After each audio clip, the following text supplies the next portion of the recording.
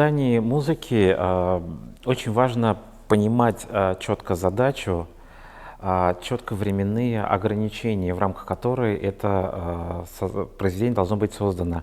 В кинематографе есть, как правило, когда начинает работать с композитором, есть уже смонтированная сцена, которая уже заранее утверждена, и в рамках нее надо создать. Также и в создании песен наверняка также существуют четко ограниченные какие-то рамки, в рамках которой нужно создавать. В театре же немножко другая ситуация, когда живой процесс создания идет каждый день, каждый день что-то меняется. Но музыка должна быть заранее готова. Вот как в этих условиях приходится работать и как происходит общение с режиссером и с самим собой, когда пытаешься создать эту музыку практически на импровизации? Ну, действительно, сначала ты выслушиваешь какие-то общие пожелания режиссера, читаешь пьесу, сам предполагаешь, что нужно этому материалу, какая музыка может помочь ему раскрыться. И начинаешь отталкиваться от тех треков, которые ты создал. И потом уже по мере репетиций, по мере того, как лепится материал, и в этом и, собственно, весь интерес работы, что театр — живой организм, спектакль — это вот как ребенок, который растет, меняется. И мы уже какие-то моменты можем корректировать, подгонять, так скажем, да, вот в угоду этой форме, которая проявляется в процессе работы. Но это вот такими мелкими корректирующими движениями оттачивается этот материал. То есть есть некая базовая мелодия, которая все время допиливается.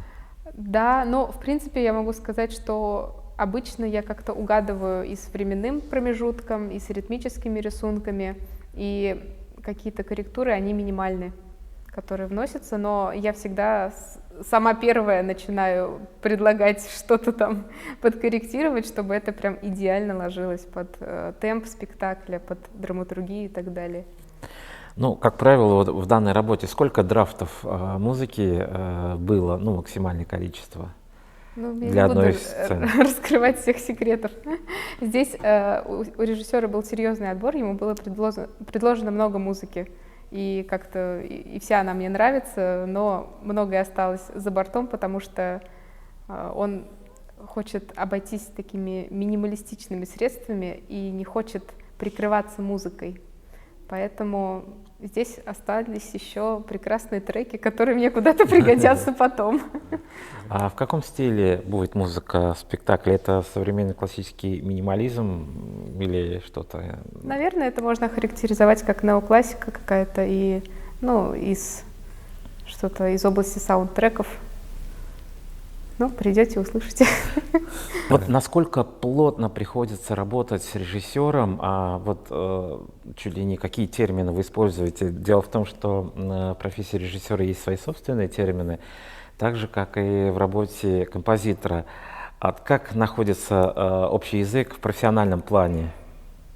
Какие термины используются, какие методы, референсные какие-то ссылки? Вот что? Тут зависит от режиссера, и вот по моему опыту работы кто-то пытается разговаривать на более профессиональном музыкальном языке и как-то стараться сразу переводить на мой язык, кто-то просто не владеет этой терминологией и просто на каких-то ощущениях пытается объяснить, но ты все равно, ну, считываешь это, легко достаточно понять человека, что он хочет, и даже если он как-то обтекаемо слишком свою мысль выражает, ты вкупе смотришь спектакль, знаешь содержание, видишь, что получается, и как композитор, но ты все равно чувствуешь, вот чего не хватает, и режиссер потом говорит, да, вот так вот надо было. Именно то, что надо. Да. Опять-таки, композитор в современном искусстве, в создании там кино, спектакля, является таким же соавтором спектакля. Вот. И когда ты создаешь музыку, кроме каких-то бесед с режиссером, на что ты внутри себя, как творческий человек, опираешься? На тот багаж, который у тебя есть, или ты слушаешь массу современных саундтреков, современной музыки, либо ты опираешься на какую-то традицию, либо ты смотришь на спектакле нашего театра, в котором ты также находишь некие референсы и находишь некую стандартную структуру, в которой существует, музыкальную структуру, в которой существует театр. Как у тебя это рождается? Вообще я не люблю слово «референс», и меня часто им мучают, либо просят какой-то референс, что я хочу добиться, либо пытаются мне его дать, я прям это вообще не люблю, не принимаю. Мне хочется как-то исследовать и методом такого опытного пути приходить к чему-то своему. Наверное, я опираюсь на эмоции, на первостепенные, те эмоции, которые у меня вызывает история. Потом мы можем уже корректировать, как это выразить, там, жанр, какая-то стилистическая принадлежность, но сама эмоция и вот мысль музыкальная, просто вот я как слушатель, как зритель спектакля, что бы я хотела чувствовать в этот момент, и какая музыка бы вызвала вот наибольшее сочувствие к материалу, какой-то отклик. Вот как-то, наверное, от этого отталкиваюсь.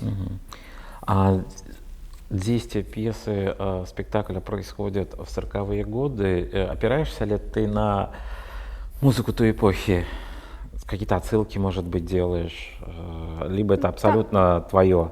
Там есть, по желанию режиссера, то, что нужно было написать в той стилистике. Вот, но я не могу сказать, что если я подражаю или делаю какую-то аллюзию, что это не мое, тем не менее. Вот это абсолютно моя музыка, просто я знаю, что там нужны какие-то штришочки, которые бы нас отсылали туда, какие-то краски. Но это все равно моя музыка. Отлично. На кого из современных татарских композиторов необходимо обратить внимание, кого еще такой топ-5 хотя бы композиторов, которые достойны внимания у нас? Я считаю, что на всех нужно обращать внимание, потому что нельзя сказать, что только из-за того, что человек уже создал вот это, на него нужно обратить внимание. Возможно, человек еще не создал каких-то опусов, но в нем нужно уметь разглядеть потенциал, и та работа, на которую вы его пригласите, она как раз его сподвигнет написать вот такую какую-то новую крутую музыку, крутой спектакль, там, балет, не знаю, все что угодно. У нас много молодых имен, и я за то, чтобы мы не зацикливались на каких-то выбранных именах, а именно обращали внимание на разнообразие и не боялись доверяться молодым. Ответ. Где их можно послушать? На каких ресурсах? Где их найти? Я думаю, что нужно отслеживать афиши Казанской консерватории, где есть концерты студентов, вот, и также обращать внимание на какие-то такие проекты, типа которые делает Колеб, или какие-то, вот, когда молодежь собирается, и там все равно какие-то имена новые, такие на добровольных началах, ребята хотят что-то создавать. Часто на этих проектах делают какие-то первые шаги молодые авторы. Вот. И там вы можете их встретить.